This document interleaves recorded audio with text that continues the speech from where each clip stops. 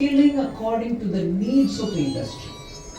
So when we are talking about internship with top 500 companies in the country, it is funded by the government.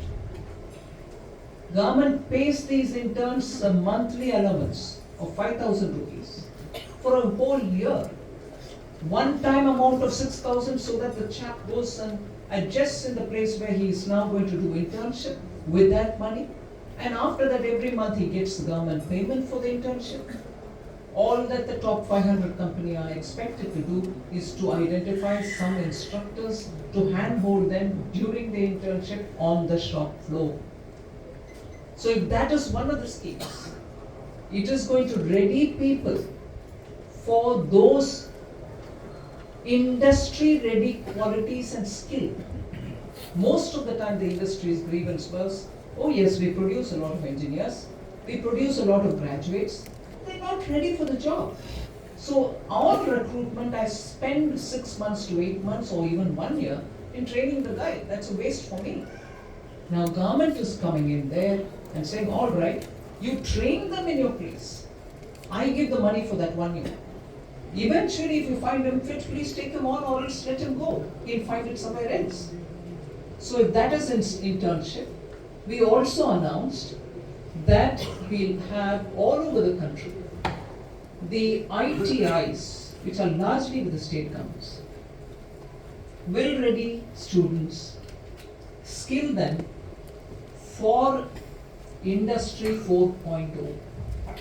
You're going in for robotics, you're going for Internet of Things, you're going to manufacture under the principles of Industry 4.0, which means Web 3 is going to take over your manufacturing processes, your packaging processes, your testing processes.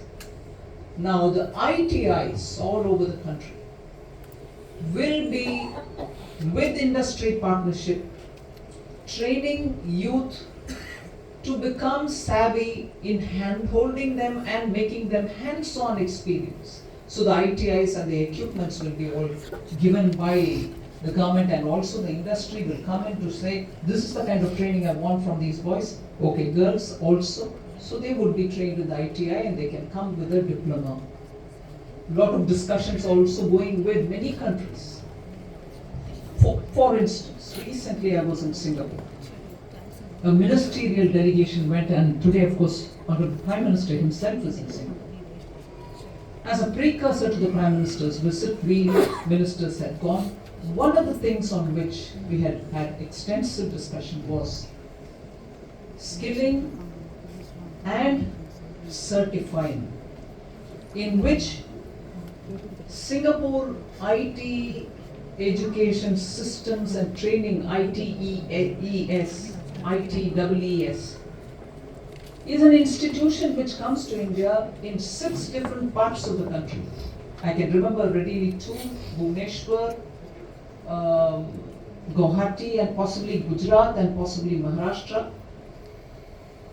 Orissa. Yeah, I did say Bhubaneswar. So they are setting up skilling centers and training our youth, certifying them, and also of course helping out for training people to certify in the future. So there are efforts made by Government of India. I took the example of Singapore where I was as a precursor to the Prime Minister's visit. Get global quality training people and trainers to come. Train our own trainers and get these trainings done for our youth so that what is demographic dividend today can be effectively used by industry. So I think there's quite a lot of work which the industry can participate with the government, and industry on its own can extend a bit more in the interest of this economy, our economy. I would quote the famous example of Rhodesia, which in its own premises, together with their members, trained young people. Although let us say their requirement in a year would be 100, they would train 300 youth in those specific industry required skills. They would absorb only 100. but the other 200 with similar training were available for industry elsewhere. That was a brilliant partnership between government and industry association.